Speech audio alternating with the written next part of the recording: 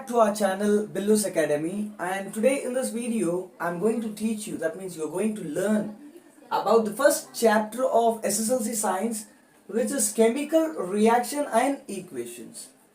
Before getting into the chapter, let us recall some basics which you have already studied in 9th and 10th standard, like what is an atom, what an atom is, what is an atom. See, here it is written as it is the smallest particle of any substance, any matter that you see. It is made up of tiniest particles, which is called as an atom. Atom's basic structure, it looks something like this. This which you see here at the center is called the nucleus of an atom. It is the nucleus of an atom, and this nucleus of an atom consists of this transparent part which you see here. These you can think these are protons. What are these? These are protons. Okay, and these will be neutral in charge, positive charge. What will be the charge on this? It will be positive charge. And these particles you see here, these transparent particles, these are said to be neutrons. What are these?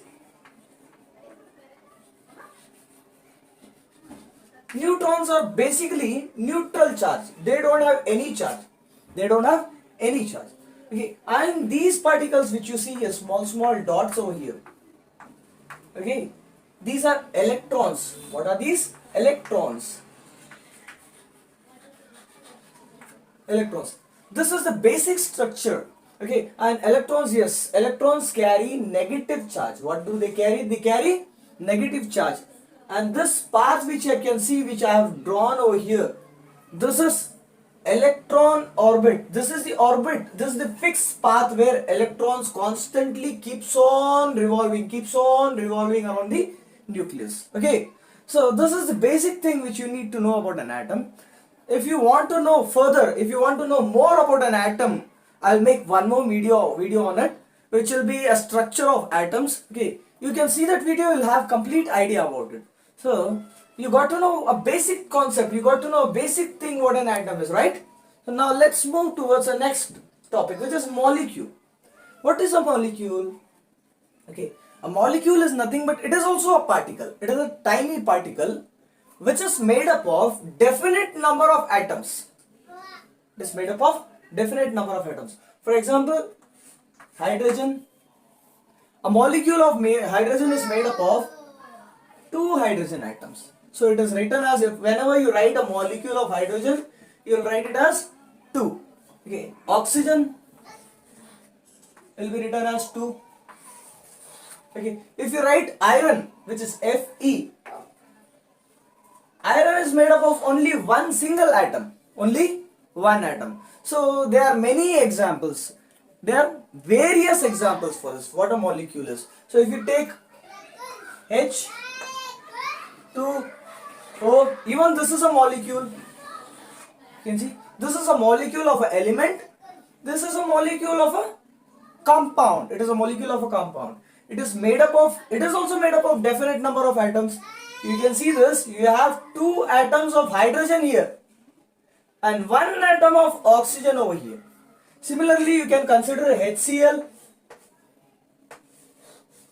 Okay, even this is also a molecule which is made up of 1 atom of hydrogen and 1 atom of chlorine. Okay, like this you have n number, maybe lakhs of examples like this for a molecule. Okay, now the next topic is the compounds. What are compounds? As you saw a few examples of compounds, right? H2O, NaCl, water, sodium chloride, H2SO4. These are some examples for compounds. So what are compounds? You can see this. This is a different element. This is a different element. You can observe there are 2 or more elements. Here you can see 3 elements. Okay, compound is nothing but, by looking at this you can define compounds are nothing but it is a substance made up of 2 or more elements combined together. Here you can see 2 elements combined, here you can see 3 elements combined. As I said there are more than lakhs of examples. Till now scientists, you can say that scientists have discovered somewhere around 30 lakhs of compounds. How many compounds? More than 30 lakhs of compounds are discovered till date. Okay, and the discovery is still going on, it'll continue. Okay, maybe probably in next 10 years they might discover another 10 lakh of compounds. It will go to 40 lakhs, 50 lakhs, God knows. Okay, so here elements are combined together chemically. Okay, it is not just mixture, it is not mixture. Okay, you have already studied about compounds in your 9th standard, right? Yes. So if you haven't studied it, there is a video which is coming. Okay, you can watch that video. There is a detailed explanation about what a compound is. Okay, this is just for your basic knowledge which I have given to you, which I have explained it to you. This I have explained it because here in chemical reactions, you will basically be studying about formation of compounds. Okay, and different types of reaction which takes place to form a compound. Okay. And what happens when a compound forms? If there is any energy which is involved in it, if there is any energy which is released, everything you will be studying in this particular chapter. Okay, so let's jump into the topic. See, now let us get into the chapter. Okay, here, chemical reaction. What is a chemical reaction? In the previous compound formation of compound, I said you compounds are mixed together. Two elements mixed together chemically and they form a compound, right? And it happens due to chemical reaction. So here, formation of hydrogen. You can see this hydrogen combines with oxygen to form water. It combines with what? It combines with oxygen to form water. So here, by this, looking at this, you can write like this. You can write this H2 plus O2 forms H2O. You can write this, right? Okay.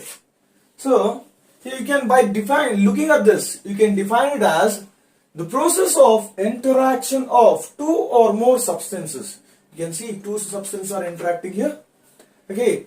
To form a new substance, and a new substance is being formed. Okay, it's called as, and this process is called as chemical reaction. I'll repeat this once again for you so that you remember it very clearly. The process of interaction of two or more substances to form a new substance, okay, is called a chemical reaction. Example, formation of water, which I've already said you. Then burning of magnesium in air. Okay, what happens when magnesium is burned in air? Whenever you take a magnesium ribbon and you burn it using a lighter, it burns to ashes. It combines with oxygen and magnesium oxide is formed. What is formed? MgO, which is magnesium oxide.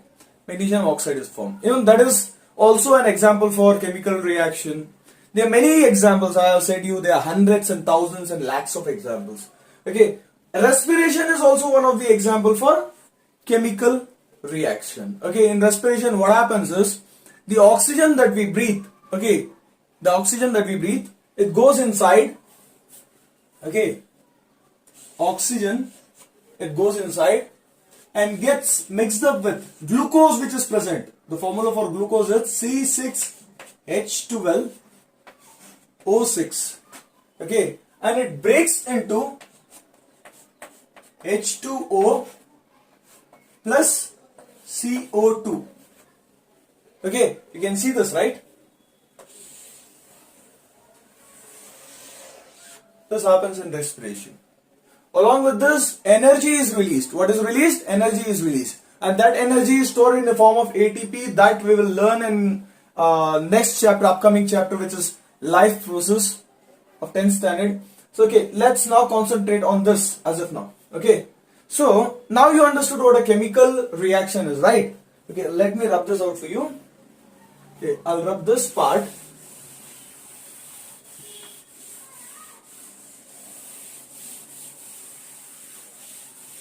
Here you can see hydrogen combines with oxygen to form water. It is written in the form of statement. How is it written? It is written in the form of statement. The same thing, you can write it in the form of equation, like this. I'll write it here. H2 combines with oxygen to form water, H2O, which is dihydroxide, nothing but water. Okay, this representation, this form of representation is called as chemical equation. Okay, chemical equation, if you define what is chemical equation, you can say it as, okay, the process of writing a chemical reaction, okay, using the respective symbols of the element. Whichever element is being involved, you use that symbol. Hydrogen H, oxygen O2, okay, H2O. Okay, that's called as chemical equation. Is it right? Easy, is it right? Okay. So now this, you observe this carefully. Now you got to know what a chemical equation is. Now you observe this carefully. Here you have 2 atoms of hydrogen. Here you have 2 atoms of oxygen. But here you have only 1 atom of oxygen and 2 atoms of hydrogen. So such an equation on which the right hand side atoms are not equal to the left hand side atoms is called a skeletal equation. It is a skeletal equation. Okay, so this basically right hand side which you see are called as reactants. What are these called? These are called reactants, and these are called as products. These are called as products. The number of atoms which are present on the product reactant side should be equal to the number of atoms present on the product side. Only then the equation is said to be a balanced equation. What kind of equation? Balanced equation. Okay. So how do we balance the equation? Only if you balance the equation is right. Or else the unbalanced equation is said to be an improper equation or incomplete equation. Okay. So here, whenever you balance the equation, so here you have 2. Will you write simply 2 here? Will you balance? No, the complete product itself will change. This is not the right way of balancing it. So this becomes hydrogen peroxide. What does it becomes? Instead of water, it becomes hydrogen peroxide. The best way to balance is here at this place, right before the substance, right before the compound or right before the element, here at this place. If you are balancing oxygen, you have to balance it over here, right before the oxygen. If you are balancing a hydrogen, you have to balance it over here, right before the hydrogen. Now let us try to balance this. See, you have 2 hydrogen, 2 oxygen, 2 hydrogen, sorry. It is balanced. Now what about oxygen? You have 2 oxygens here, but you have only 1 oxygen here. You write it 2 over here. Now this becomes 2 oxygen. It becomes 2 oxygen. But what about hydrogen? Even hydrogen is also getting multiplied by 2. Therefore hydrogen becomes 2 into 2, 4 hydrogen. But you have only 2 hydrogen here. You need to balance hydrogen as well. So if you simply write it as 2 into 2, 4 hydrogen. So here you have 4 hydrogen, here you have 4 hydrogen. Here you have 2 oxygen, here you have 2 oxygen. Now this is a balanced equation.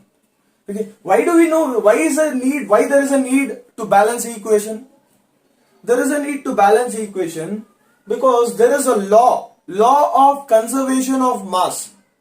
Law of conservation of mass states that, okay, the mass can neither be created nor be destroyed in a chemical reaction. Okay, if you consider that law of conservation, the number of atoms on reactant side should be equal to the number of products on atoms on the product side. That is why we have to balance the equation. Understood? Let's move forward. Look at this. Law of conservation of mass. It states that, I have already explained this to you, it states that the mass can neither be created nor be destroyed in a chemical reaction. Understood? So here we will try to balance one more equation. Whenever you balance the equation, I have already said you that you have to balance it right here at this place. At this place. This place or this place. You cannot balance it anywhere else. Okay, you cannot simply write it as 3 here, 4 here, like this, 4 here, nothing like that. Okay, this is the particular place where you have to balance the equation. So let us now try to balance this. You see, this are reactants. These are reactants, and these are products. Okay, the number of atoms present on the reactant side should be equal to the number of atoms present on the product side. Only then the equation is said to be balanced. Okay, here you have Fe, which is iron. Okay, iron, you have only one over here. If there is nothing, you consider as one, right? You have one iron over here, but if you see here, you have two irons over here. Okay, two atoms of irons over here. So what we'll have to do, we have to balance iron now. We can write it 2 here. 2 iron, 2 irons. Okay. Now let us go to the next element, which is hydrogen. You have 2 hydrogens here. You have 2 hydrogens here. Now the next one, oxygen. You have 1 oxygen here. Here you have 3 oxygens. So what do we need to do? We need to write 3 here. Okay. After balancing the equation, let us once again check this whether the equation is completely balanced. Remember, whenever you balance one single element, the entire equations should be rechecked once again. Okay, for suppose, if you have balanced this iron, okay, you have to check once again, you have to check the equation, entire equation once again. Suppose if you have balanced hydrogen, you have to check the entire equation again after balancing the hydrogen. The same way, we have balanced oxygen here. Let us check whether the equation is completely balanced. Okay, so here you have 2 iron, you have 2 iron. So this iron is balanced. You have 3 into 2. What is this? You have 6 hydrogens here. 3 into 2, 6. But you have only 2 hydrogens here. So we have to balance hydrogen once again, right? So here if I write 3, will this become 6? 3 into 2, 6 hydrogens. 3 into 2, 6 hydrogens. So we'll check it from once again. 2 iron, balanced. 3 into 2, 6 hydrogen. 3 into 2, 6 hydrogen, balanced. Here you have 3 oxygen. This is not 1 oxygen, this is 3 oxygen. It is being multiplied by this number here. Okay, you have 3 oxygen. So this is also balanced. So there is one more equation. I'll write down the equation for you.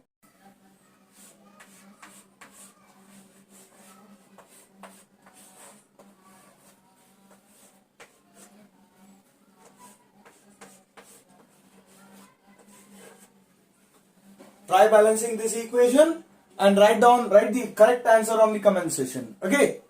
So we'll move to the next topic.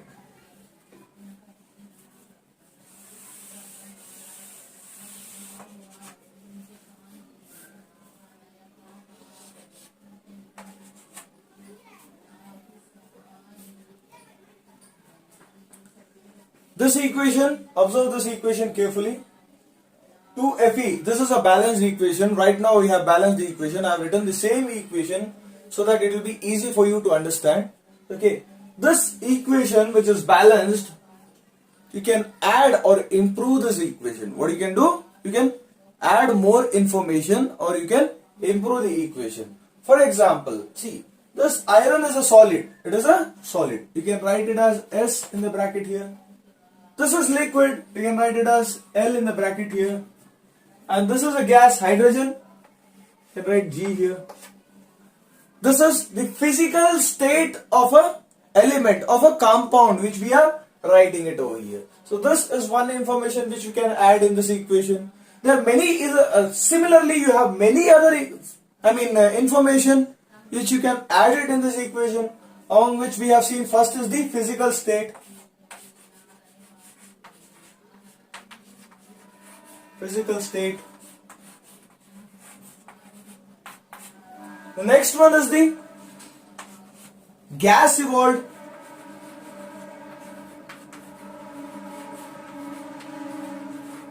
Gas evolved. If there is any gas formation, you can see this is the gas, right? Gas is being formed, right? You can simply indicate this by upward arrow. Here, the arrow like this. Okay. If there is any precipitate form, gas can be indicated here like this, upward arrow.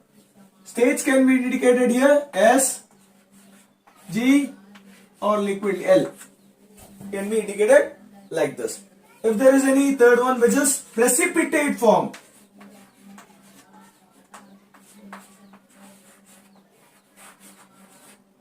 precipitate, if there is any precipitate salt which is formed in the solution, you can indicate it by downward arrow. What is this precipitate, sir? What do you mean by precipitate? Precipitate is nothing but insoluble salt. NaCl is a soluble salt, right? If you take calcium chloride, it is insoluble salt. Sodium chloride is a soluble salt. Calcium chloride is an insoluble salt. That insoluble salt is called as precipitate. Understood? Understood? Well, next one. Fourth one, what you can write is energy in the form of heat, light, etc. Okay, if there is any energy which is used for the reaction, that also you can mention it. That can be mentioned here on this arrow. If there is any heat, you can write it with a small triangle like this. Okay, if there is any catalyst activity,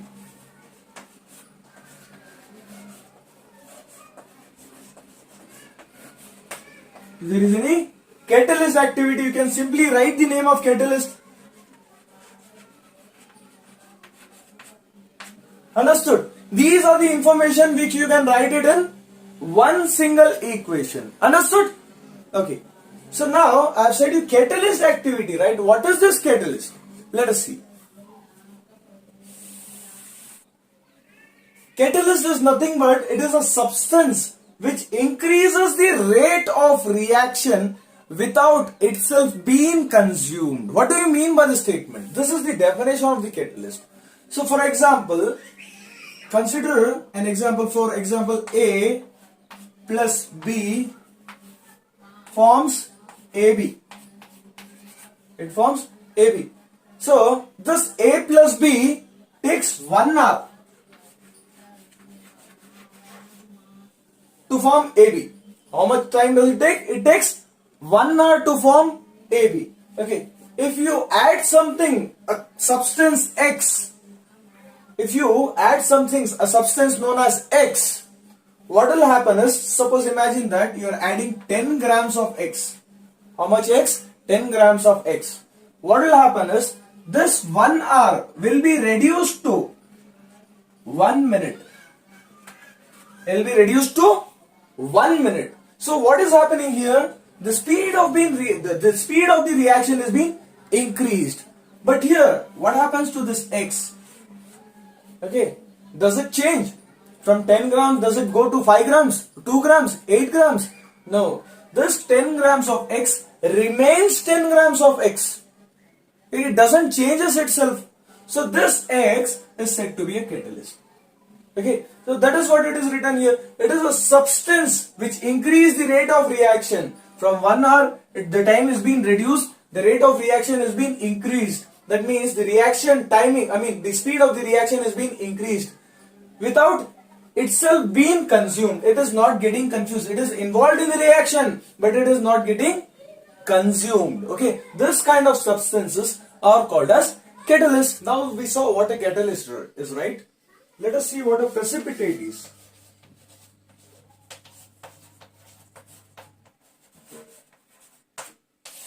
I've said you it's an insoluble salt, right? Yes, it is an insoluble salt. Okay, so we know that it is an insoluble salt, so we'll directly go to precipitate reaction. Precipitate reaction. By the heading itself, we'll get to know.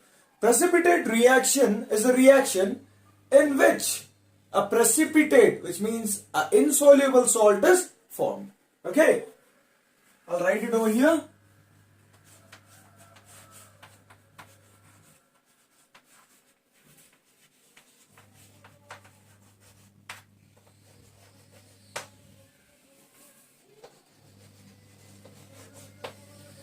Let us see one example for it. Okay, the best example would be, okay, lead nitrate.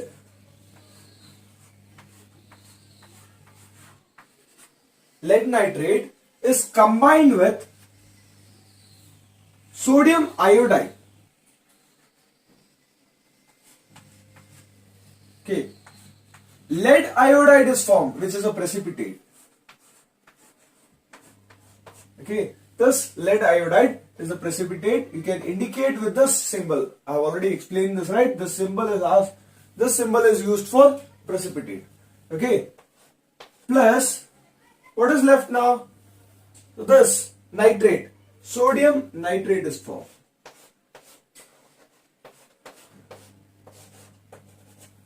Okay, this is one example, one good example for precipitate which is formed. Okay, so this is about precipitate. Now we'll go to the next topic. Okay.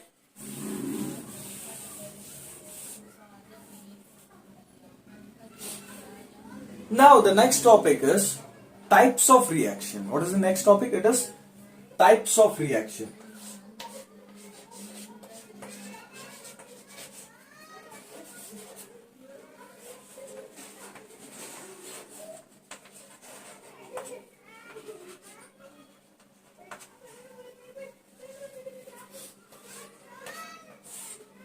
In this chapter, we will be studying mainly 4 different types of reaction. The first one is the combination reaction.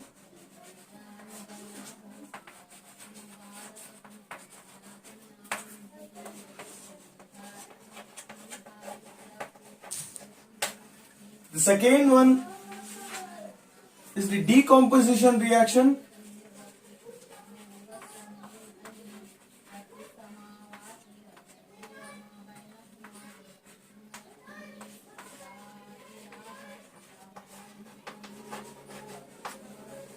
The third one is the displacement reaction.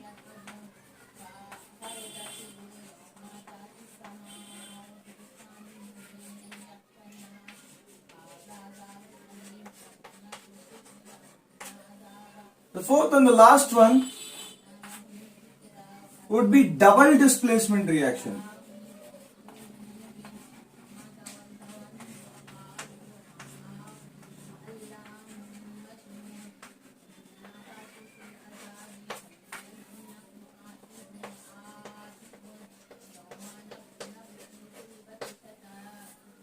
Okay, we'll study this one by one. So first one is the combination reaction. What is the first one? The combination reaction.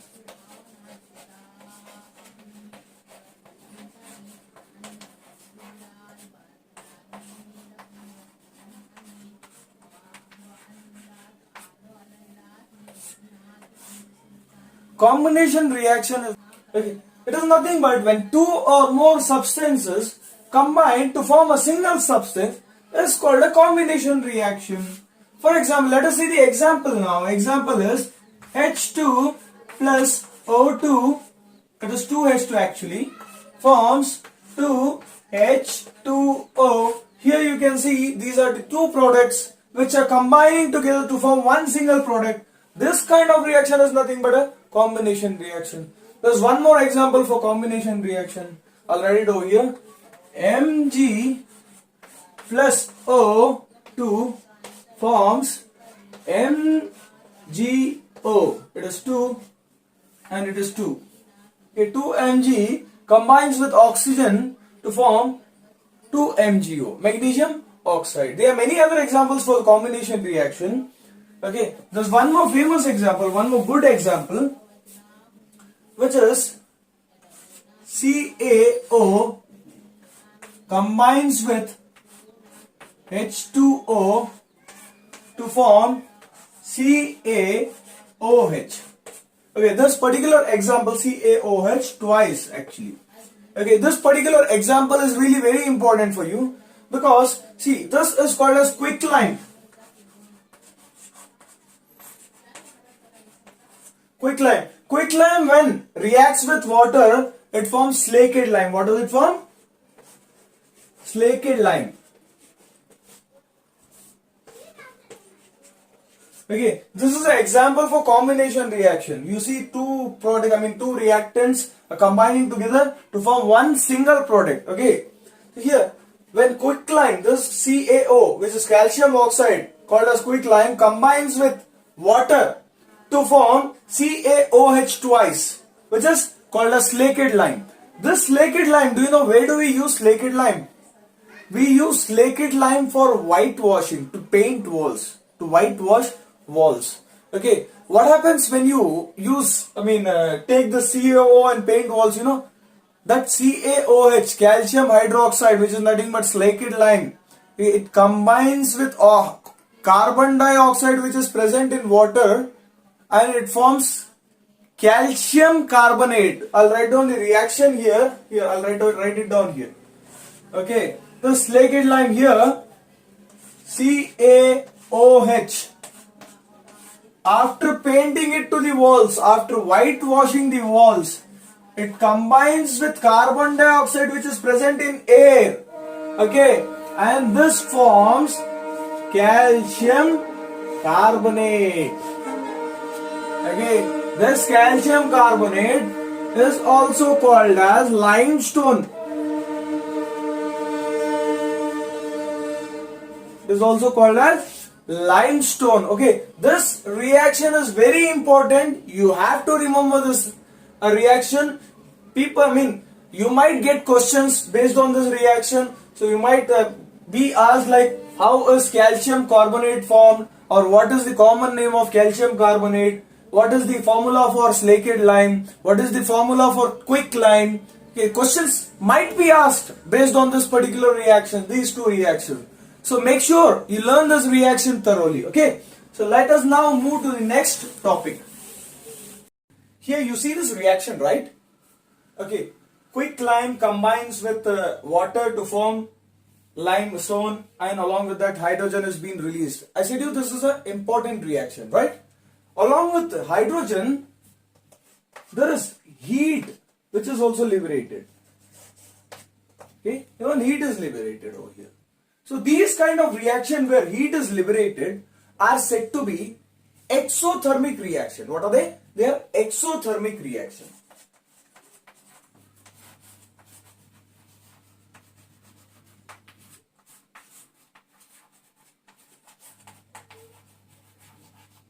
Okay. So now I'll complete the statement. I'll write the sentence. I'll write the definition for what exothermic reaction is. Okay, I'll read it out for you. The reaction in which energy is released are called as exothermic reactions. Okay, exothermic reactions. Okay, here, energy is released in the form of heat. It is not necessary that only heat will be liberated. Sometimes light energy can be in any form, right? It might be in the form of electricity, heat, light, chemical energy. There are various kinds of energies. Okay. Any kind of energy which is released in an equation or in a reaction are said to be exothermic reaction. If there is one more example for exothermic reaction, I'll write it out here.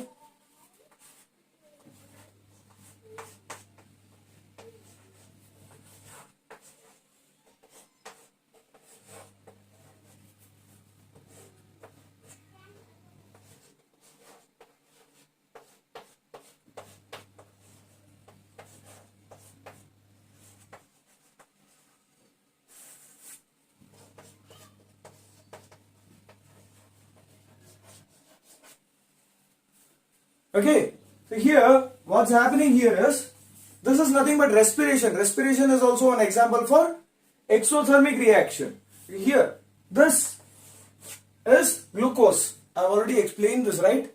I've already explained this for you. Okay, this is glucose when reacted with combined with oxygen. Oxygen that we breathe in, this glucose is combined with oxygen, carbon dioxide, water, and energy is released. Okay. This is also an example for exothermic reaction. Okay, now let's move to the next topic. Now we will see what is a decomposition reaction. Okay, decomposition reaction is the reaction in which one substance, one element, sorry, it will not be an element, one compound, okay, is broken into two or more different compounds, two or more simple compounds. Is called as a decomposition reaction. It is called as decomposition reaction. Here you have one example, which is hydrogen. It is a single product. It is a single compound. Okay. On passing electricity, it breaks down to hydrogen and oxygen. Okay. This kind of reaction is decomposition reaction. We will see one more example.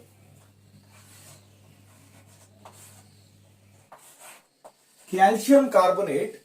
If you heat this calcium carbonate on heating, heat this calcium carbonate, okay, it will get converted into calcium oxide and carbon dioxide. Get converted into calcium oxide and carbon dioxide. Now let us check whether the equation is balanced.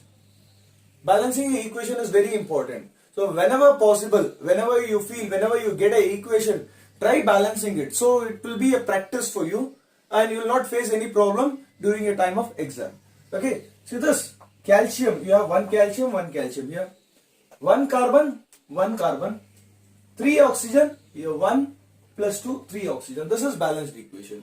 You have written heat here. Okay, it is a form of energy which is used, which can be written above the arrow. This I have already explained this, right? The similar way electricity is used here in the form of energy, which is written above the arrow. Okay, this is also example for, these two are the examples for decomposition reaction. I'll repeat this once again. Okay, it is a reaction in which one single substance, there is one substance, breaks down into two, or it might be more, okay, two simple substances. Okay, this is a complex substance. You have three elements here, but you have two elements. It gets simplified.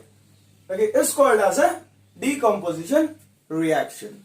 Okay, now we'll move to the next topic. Before moving to the next topic, you can see heat is being observed here. Electricity is being observed. You need heat to generate. You need heat to perform this reaction. You need electricity to perform this reaction. Here energy is being consumed. Energy is consumed. The process in which, or the reaction in which energy is consumed, it might be in the form of heat, light, electricity, whatever. If the energy is just consumed, then such a type of reaction is called as endothermic reaction. Inside. Okay, endothermic reaction. Okay, this decomposition reaction. Okay, this decomposition reaction which you see, it requires energy to take place. It requires energy. All decomposition reactions are endothermic processes. Okay, in this you have three forms here. Heat, energy is consumed, I said, right? Energy can be consumed in the form of heat, light, and electricity.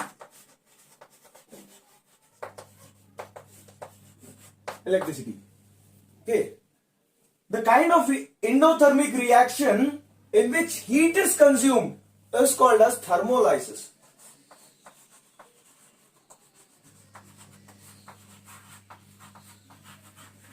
Okay, and the kind of endothermic reaction, or the kind of decomposition endothermic reaction in which light is consumed is called as photolysis.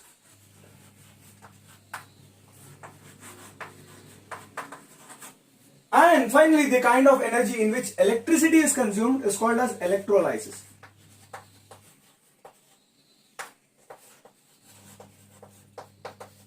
Or you can call it as thermal decomposition, photolytic decomposition, or electrolytic decomposition. You can call it in the other way also.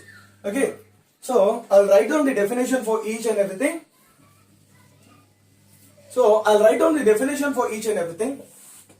Here, thermolysis.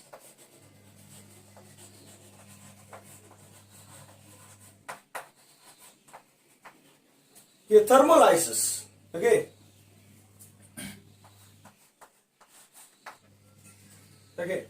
Thermolysis. It is an endothermic reaction in which energy is consumed in the form of heat. Energy is consumed in the form of heat. You have already seen one example. I'll write it down again for you. CaCO3 under the presence of heat. This heat you can write it as small triangle. Okay, under the presence of heat forms calcium oxide plus carbon dioxide. Okay, this is an example for thermolysis or thermal decomposition. Okay. Now we'll look into photolysis.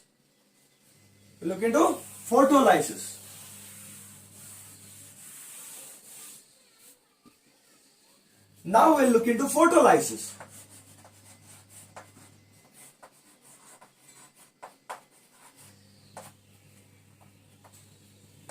Photolysis. But it is a type of reaction in which energy is consumed in the form of light. Okay. For example, there is one good example which you already know. It is photosynthesis. Yes, photosynthesis is also a chemical reaction. Okay, it is a decomposition reaction. Okay, which is carried out through light. Here, light energy is used. Okay, let us see with an example. Another example. Okay, AgCl. AgCl. In fact, it is AgCl2. In the presence of sunlight. In the presence of what? Sunlight. It gets converted into 2Ag plus Cl2. Okay. You can see this example. 2AgCl in the presence of sunlight gets converted into 2Ag and Cl2. Okay. There's one more example. Here 2AgBr. Silver bromide. Again in the presence of sunlight. It gets converted to 2Ag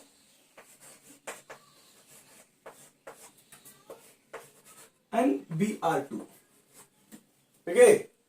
So these are the examples. These are two very good examples for the energy which is consumed in the form of light, which is nothing but photolysis or photolytic decomposition. Okay. So now here the last form of endothermic process, endothermic reaction will be electrolysis. What is it? Electrolysis.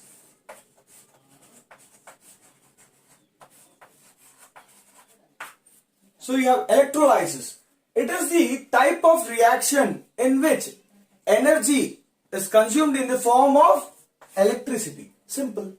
For example, I have already given one example. I'll repeat the same example, which is H2O under the presence of electricity. What happens is it gets converted into H2 and O2. Here two products are breaking into, one reactant is no product, that's reactant, right? One reactant is breaking down to two different simple products. Okay, it is a decomposition reaction. Since it is carried out by electricity, it is an electrolysis. Since it is consuming energy in the form of electricity, it is a endothermic process. Okay, that too electrolysis.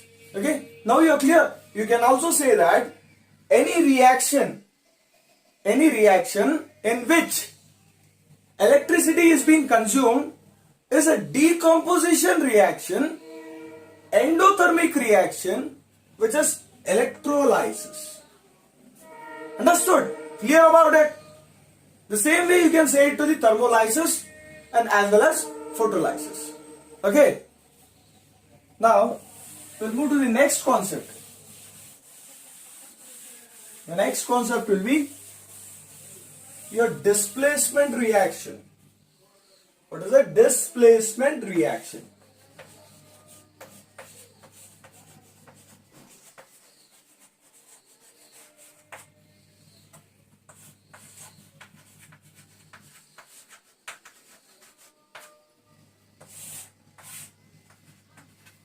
Okay. In this displacement reaction, what happens is, one element replaces the other element from its solution, or one product, one substance replaces the other substance from its compound or solution. Okay, it is called as displacement reaction. Here, the element is getting displaced. Okay, let us first write an example for it, then we will write a definition. Okay, here, example can be written as Fe when combines with copper sulfate CuSO4, it forms iron sulfate. Here you see this iron, okay, it is replacing copper from the solution of copper sulfate, okay, from the compound copper sulfate, and it is forming copper sulfate. The copper is being separated here, copper, okay. Here the solution, or sorry, the reaction in which one single element displaces the other element from the solution is called displacement reaction. It's very easy, right? So here we'll learn a little bit more. This iron which you see is more reactive than the copper which you see here. Okay, that is the reason why iron is displacing copper here. If the equation, if you write it like this, FeSO4 when combines with Cu, what happens? There will be no reaction. There will be no reaction because this iron which is formed here, iron which is here, is more reactive than the copper which is here. So that is the reason copper cannot replace iron over here. Only iron can replace copper. So I'll write it, one more example I'll write it over here. Just Zn plus FeSO4, it forms ZnSO4 plus Fe. Here Zn is more reactive than iron. It is displacing iron. If you reverse it, if you take ZnSO4 and add iron, okay, you cannot get FeSO4 again because this Fe cannot replace iron, zinc. Iron cannot replace zinc. Here zinc can replace iron because it is more reactive than iron. So by looking at this, by the explanation which I have said you, we can say it as it is a type of reaction.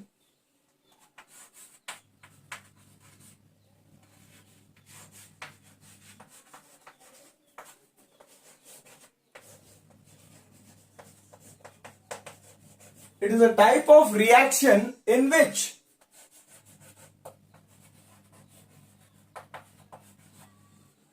the higher reactive metal, Fe is a higher reactive metal, right? The higher reactive metal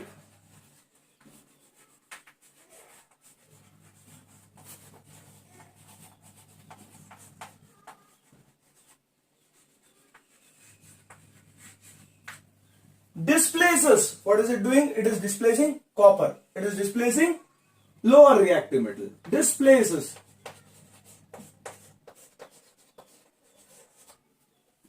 the lower reactive metal.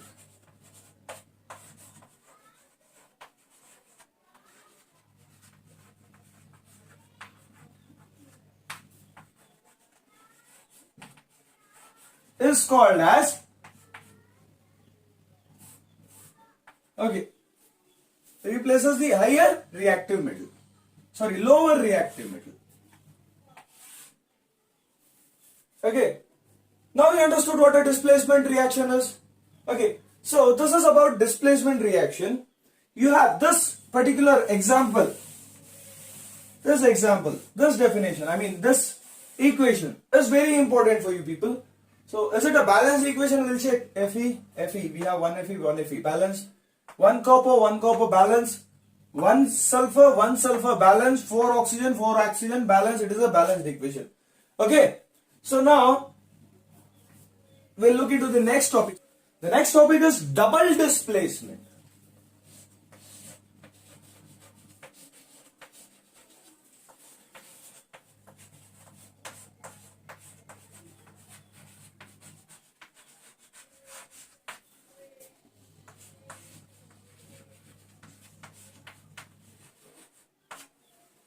It's double displacement reaction.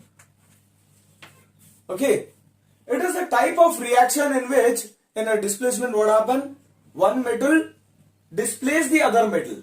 But in this double displacement, there will be mutual exchange of elements or mutual exchange of ions or mutual exchange of atoms. Okay, the simplest way, we'll write it in the simplest way. It is a type of reaction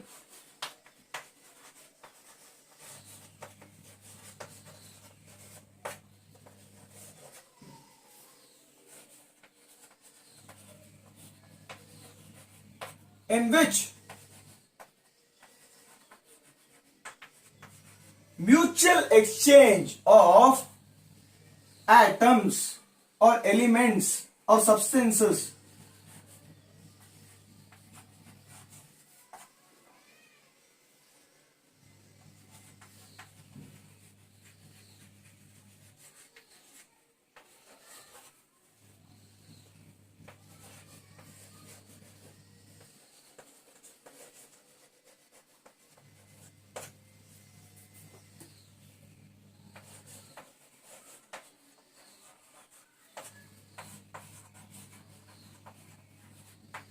Okay, so now let us look into the example.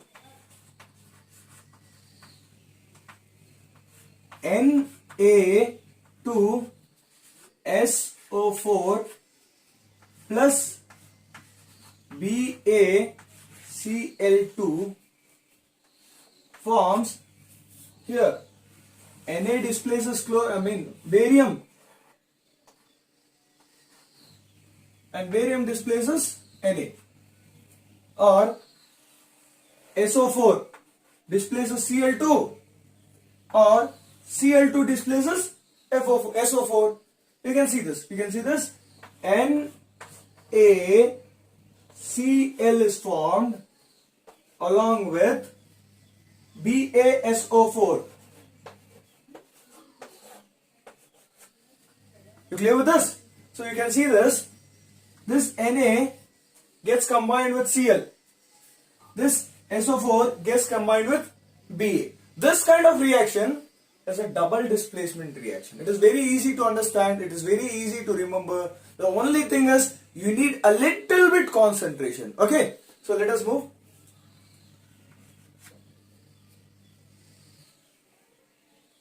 Let us see whether this is balanced. Okay. Let us now balance the equation. Check whether it is balanced. F2Na, the 1Na. So it is not balanced. Okay, we need to balance it, right? So here you have 2 Na here, 2 atoms of sodium. You have only 1 atom of sodium here. If I write it 2 over here, you become 2 Na and 2 Cl.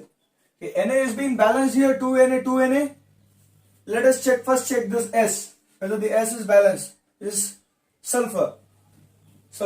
It is balanced, 1 sulfur, 1 sulfur. Oxygen, you have 4 atoms of oxygen. You have 4 atoms of oxygen. It is balanced.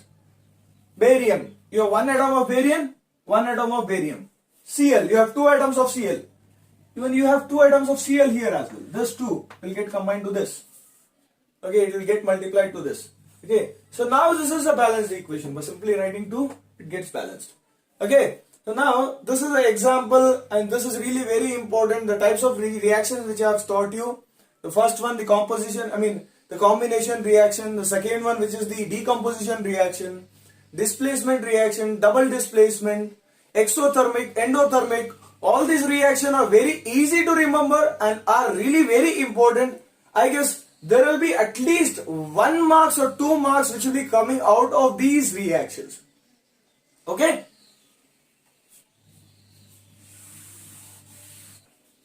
Now the next concept is oxidation and reduction. Okay, so oxidation is nothing but addition of oxygen. What is it?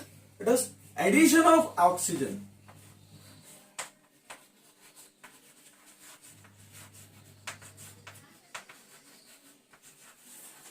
Oxygen, I'll write it as O2. It is addition of oxygen or removal of hydrogen.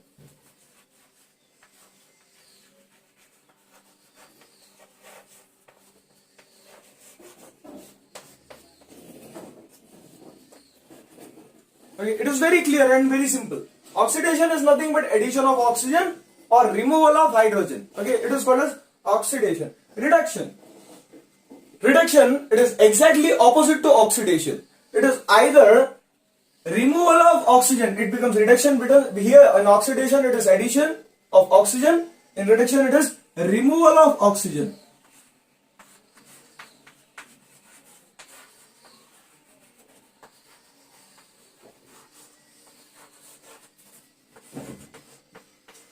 Okay, I'll write it as O2, oxygen O2, or addition of hydrogen.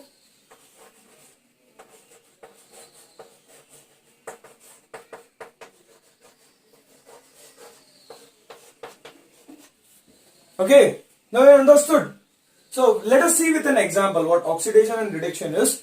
Now the concept is very clear. Addition of oxygen or removal of hydrogen is what? Oxidation. And right opposite to oxidation is reduction. Nothing but removal of oxygen or addition of hydrogen. Let us see with an example here. Let us consider this H2O. We have taken this example many times, right? Let us once again consider H2O. Let us write the balance equation itself.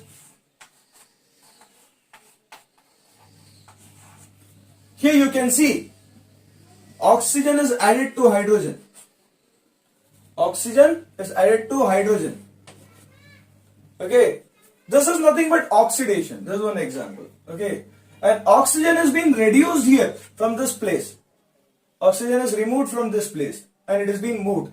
This removal is nothing but reduction. So by this you can say oxidation and reduction are simultaneous process. What are those? Simultaneous process. And that process, simultaneous process, we can call it as redox reaction.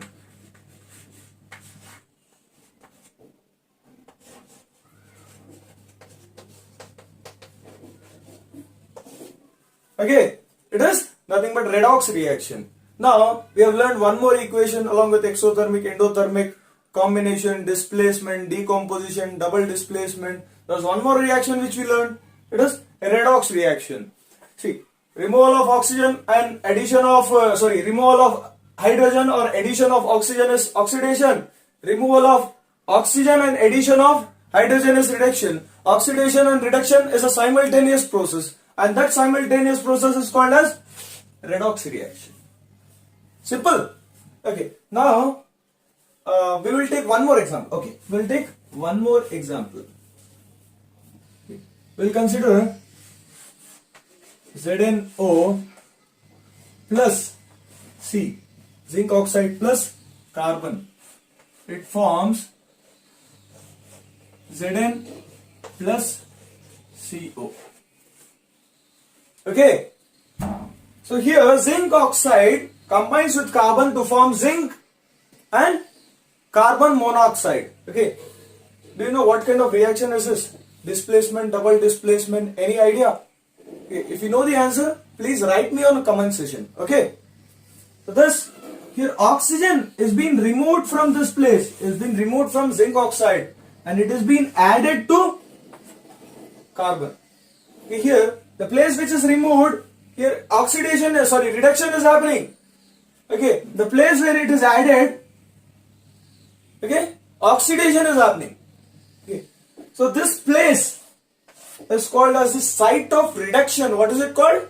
Site of reduction, because oxidation is being removed here. It is Zn is getting reduced. Okay, so this is site of reduction, and this where oxygen is getting added to become carbon monoxide. This is the site of oxidation. This is the site of oxidation. Here, one more thing you need to understand. Okay, please pay a little attention over here. This is the site of oxidation, I have said you, right? But what is this carbon doing? It is removing oxygen from Zn. Okay, this carbon is removing. This is a element. It is an agent which is removing, which is reducing Zn. So it is also called as the reducing agent. What is it called as? Reducing agent. You cannot see this here, right? I'll write it here. Reducing agent. In the same way, I'll explain it over here. This place becomes the site of reduction. Oxygen is getting reduced here. Okay, it is getting removed. So this becomes the site of reduction. It is getting added over here. So this place, oxygen is getting added. It becomes the site of oxidation. Okay, so this particular thing, oxygen, okay, is becoming the site of reduction, but this is adding oxygen here. It is adding oxygen to hydrogen. So this is an agent which is adding oxygen. So this becomes oxidizing agent. It is a site of reduction, but the agent is oxidizing agent. It is a place where oxygen is removed. Site, place where oxygen is removed. Site of reduction. it is this agent, particular form, I mean this particular fellow element is adding oxygen to other party. So this becomes oxidizing agent. Understood? The same way hydrogen here, this is the site of oxidation and it is reducing, removing oxygen from different place. So this becomes the reducing agent. Understood? You're clear with this? Okay, now let's move to one final topic, a last topic, which is rancidity. Before learning rancidity, we will learn corrosion.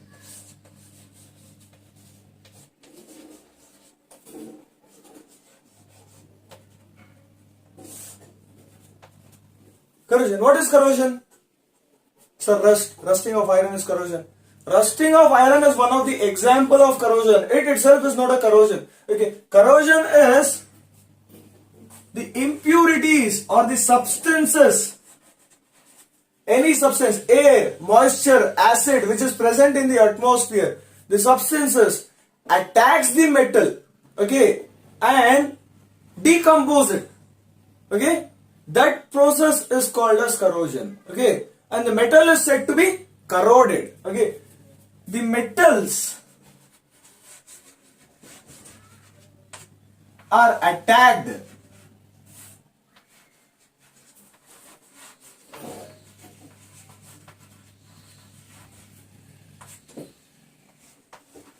by various substances.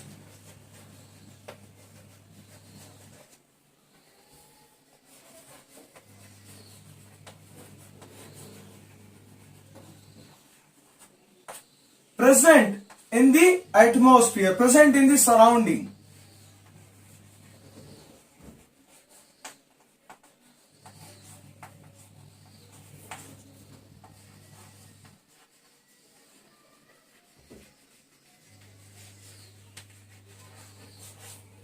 Like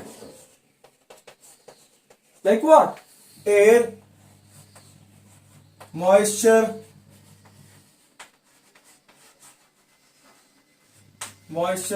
and then acids, etc. It is said to be corroded.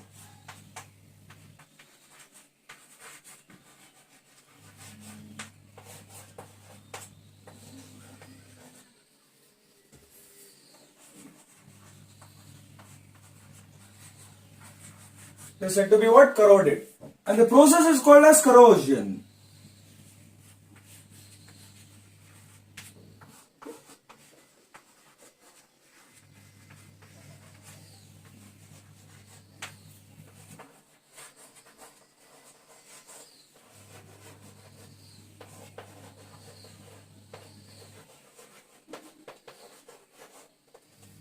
Now you are clear with this, right? What a corrosion is? So here, the metals are attacked by various substances that are present in the environment, that are present in the atmosphere, like moisture, air, water, and acids, bases, whatever it be. Okay, so then the metal gets decomposed. It is said to be corroded, and that particular process of corrosion, that particular process is said to be corrosion. Okay, for example, like rusting of iron is also an example. Rusting of iron is the best example.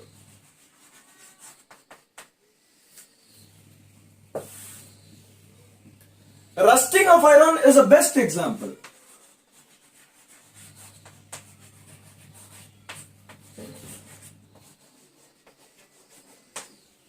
One more example is formation of black surface, black layer on silver. Okay, you wear a silver ring, you get a black substance which is deposited on that silver ring. Okay, that is nothing but acids which attach the silver and converts into silver bromide, silver chloride, or anything. Okay.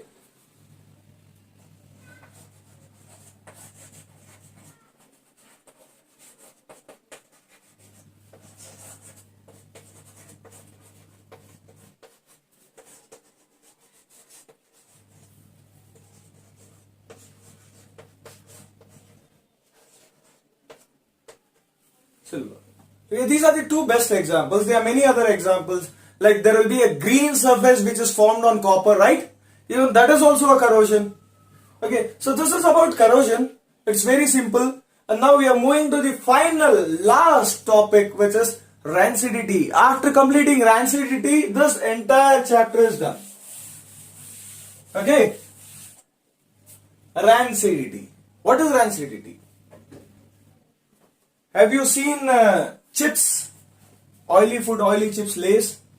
Okay. Have you seen different kind of oil food which are prepared at home, prepared at hotels and various places, right? What happens if you keep it for more than 1 hour, or sorry, no more than 1 day, 2 days? What happens? Okay, they spoil, they get spoiled, they lose their taste. Okay, they lose their smell. It becomes tasteless, it becomes unpleasant. That process is rancidity. Simple. Okay, so I'll write it in a form of definition. The process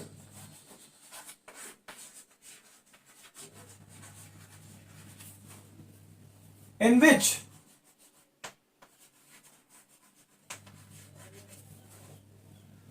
the oily or fat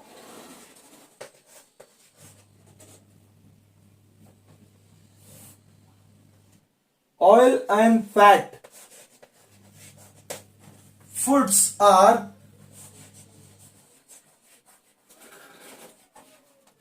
oxidized.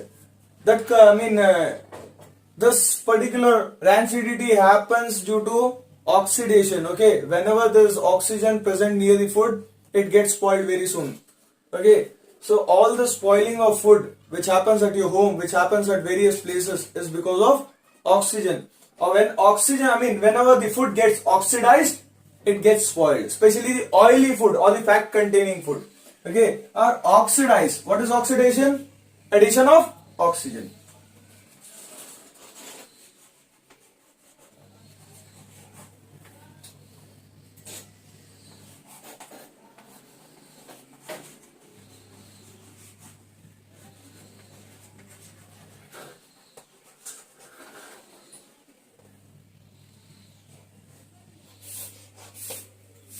It becomes unpleasant and the taste changes.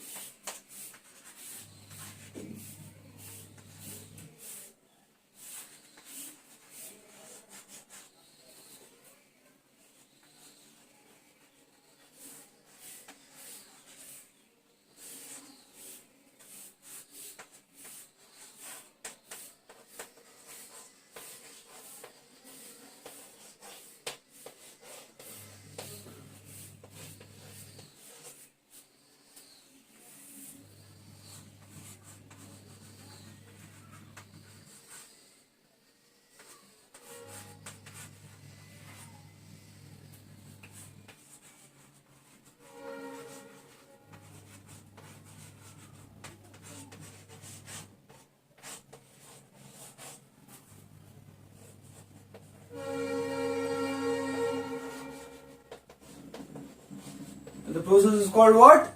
Rancidity. The process in which oil containing food or fat containing food, it gets oxidized and they become unpleasant. Okay, in the sense, whenever you taste it, you don't feel it good. Okay, the taste gets spoils and there is the unpleasant smell which is coming out of that food. Okay, that during which then the foods are said to be rancid. Okay, and the process is called as rancidity. What it is called? Rancidity. By this we have completed the chapter. Okay, so one last thing. In order to avoid rancidity, antioxidants are used. Antioxidants. Antioxidants are used to avoid or prevent rancidity.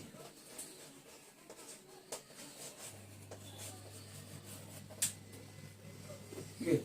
You see that chips, Lays, those are filled with gas, right? That gas is nothing but nitrogen gas. Nitrogen is a very good antioxidant. Nitrogen is filled to avoid oxidation. Okay. Finally, if there is no oxidation, rancidity do not takes place. Okay. So this is the end of the chapter.